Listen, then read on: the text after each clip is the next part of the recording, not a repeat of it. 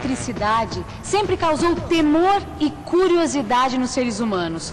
Hoje em dia, depois de muitos séculos de estudo e pesquisas, o homem passou a entender um pouco melhor esse fenômeno da natureza e a eletricidade faz parte da nossa vida cotidiana.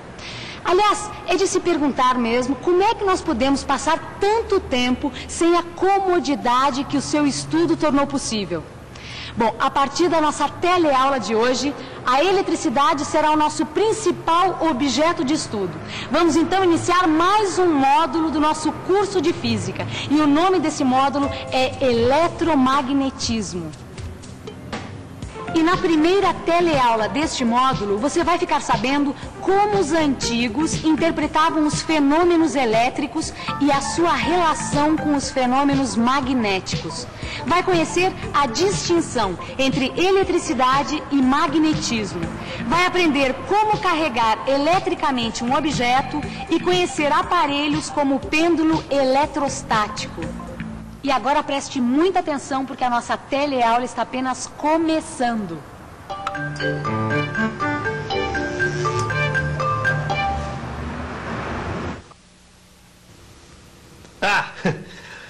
Você já deve ter notado que quando a gente passa um pente de plástico no cabelo, principalmente nos dias em que o ar está muito seco, acontece do cabelo ser atraído pelo pente. Eu sempre quis saber o que acontece, o que está por trás desse fenômeno. E, na verdade, essa curiosidade é bem antiga. Já na antiga Grécia, há mais ou menos uns 2.500 anos atrás, um filósofo chamado Tales também observou essa capacidade que certos materiais possuem de atrair outros. Na verdade, ele fez algumas experiências com o âmbar, que é uma resina amarelada produzida pelas árvores. Tales notou que quando atritava um pedaço de âmbar num pedaço de couro macio, o âmbar era capaz de atrair objetos leves, como penas ou pedaços de palha. Exatamente como o pente de plástico faz com o fio de cabelo. Enfim, ele notou que quando o âmbar é atritado, ele adquire eletricidade. E o nome eletricidade vem dessa época, pois elétron significava exatamente âmbar em grego antigo. Durante quase 2.000 anos, o âmbar reinou sozinho como a única substância conhecida capaz de atrair pequenos objetos quando atritada, ou seja, quando friccionada. Nos anos de 1600 da nossa era, o inglês chamado William Gilbert notou que essa característica do âmbar era semelhante ao ímã, atraindo pequenos pedaços de ferro. Aí ele construiu um aparelho com os princípios da bússola e batizou esse aparelho de versório, que em latim significa direção. Este aqui é um versório feito a partir de materiais do nosso cotidiano. Esse versório é feito com uma tira de lata de refrigerante. Esta tira é dobrada e equilibrada num alfinete, que por sua vez está espetado numa rolha. Só que esse alfinete deve ser cortado antes e a sua ponta deve estar para fora da rolha. E é importante saber que essa agulha não é feita de material magnético, de forma que não possa ser atraída por um ímã, por exemplo. E com esse simples aparelho, Gilbert descobriu outras substâncias que se comportam como âmbar. Isto é, são capazes de adquirir eletricidade quando atritadas. Em outras palavras, são materiais eletrizáveis. Tem uma outra coisa que o Gilbert descobriu que eu achei interessante. As atrações magnéticas e as atrações elétricas eram diferentes. Ou seja, um ímã não atrai a agulha de um versório, mas atrai a agulha de uma bússola. Agora, um corpo eletrizado, que é justamente o assunto da nossa teleaula de hoje, atrai as duas agulhas. Bom, voltando então àquela história do pente do cabelo. Hoje em dia nós conhecemos uma quantidade enorme de substâncias que podem ser eletrizadas quando atritadas com outras. E os plásticos são os melhores representantes disso.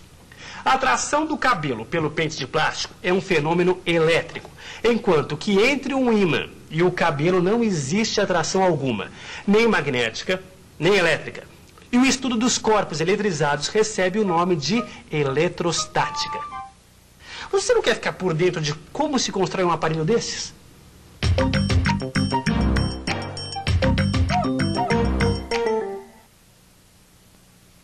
Para construir este aparelho, você vai precisar de uma rolha, um alfinete, canudos de refresco, um pedaço de isopor, um saco plástico e papel higiênico. Espete o alfinete na rolha, deixando a ponta para fora. Agora, dobre o canudo de refresco na metade e tente equilibrar o mesmo na ponta do alfinete. Vai ser preciso amassar um pouco o canudo. E se o canudo tocar a superfície, coloque tudo sobre algum suporte. Retire o canudo e atrite uma de suas extremidades com papel higiênico. Faça do seguinte modo: segure o canudo, envolva o mesmo com papel higiênico, aperte firmemente o papel e puxe. Repare agora que quando você aproxima o dedo do canudo, ele vai ser atraído pelo dedo. Se você atritar outro canudo com o papel higiênico e aproximar do canudo suspenso, este vai ser repelido. O que significa que corpos carregados eletricamente podem atrair um corpo neutro e podem atrair ou repelir um outro corpo carregado. Atrite agora o pedaço de isopor com papel higiênico. Depois, aproxime o isopor do canudo. Veja que o canudo é atraído. Agora, atrite o isopor com o saco plástico. Olhe só. Agora, o isopor vai repelir o canudo.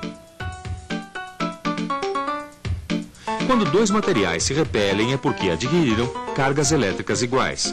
E quando se atraem é porque adquiriram cargas elétricas opostas. Assim podemos dizer que se dois objetos tiverem cargas de mesmo sinal, se repelem. E se tiverem cargas de sinal contrário, se atraem. Mas para que houvesse entendimento desse processo que você viu, foi necessário também um maior conhecimento sobre a natureza da matéria. Hoje já se sabe que todos os corpos são constituídos de átomos. Os átomos, por sua vez, são constituídos por partículas menores: os prótons, os elétrons e os nêutrons. Os prótons possuem carga elétrica positiva, os elétrons possuem carga elétrica negativa e os nêutrons não possuem carga elétrica. Os prótons e os nêutrons ocupam a parte central do átomo, ou seu núcleo. O número de prótons e de elétrons de um átomo em seu estado normal é o mesmo.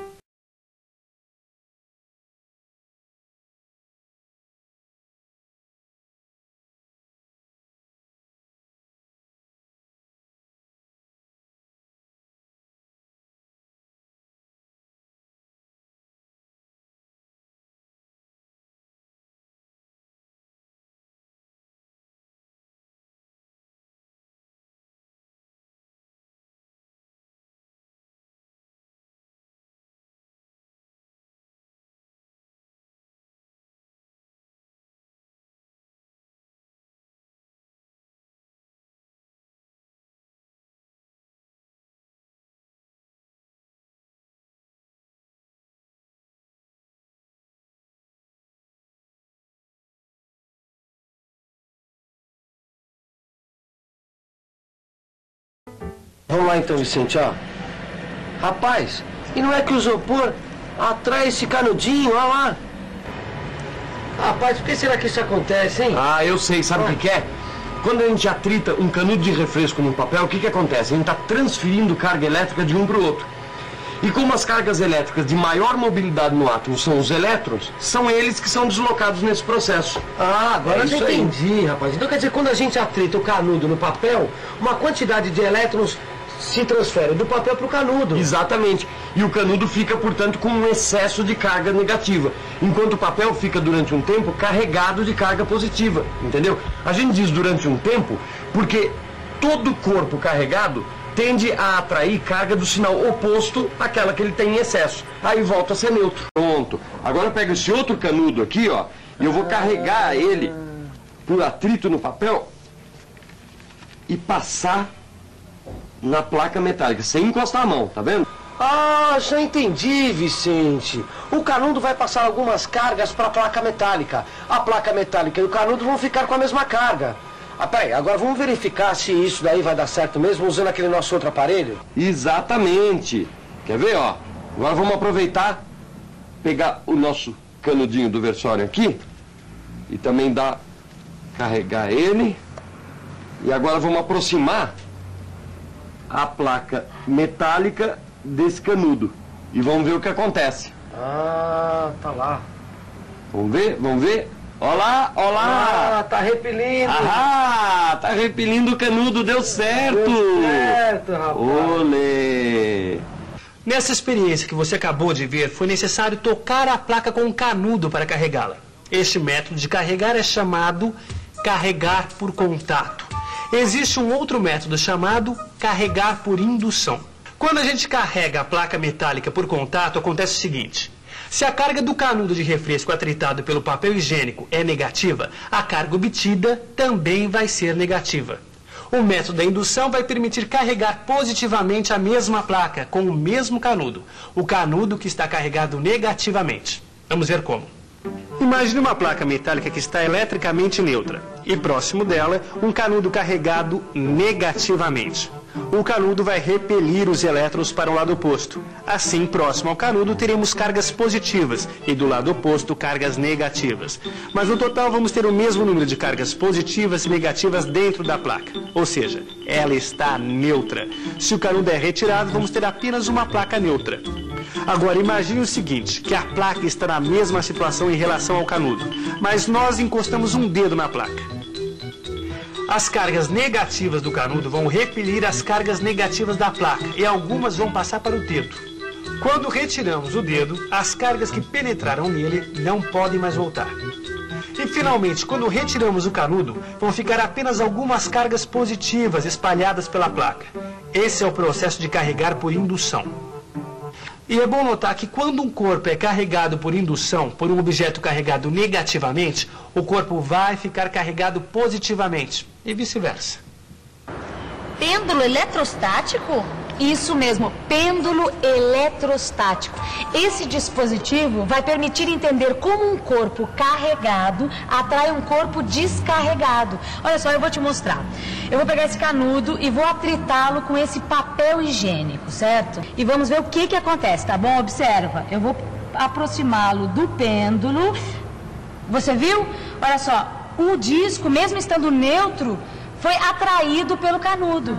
É que quando a gente aproxima um canudo carregado de um pedaço de metal, as cargas se separam, não é? Exatamente. Então, o que vai acontecer?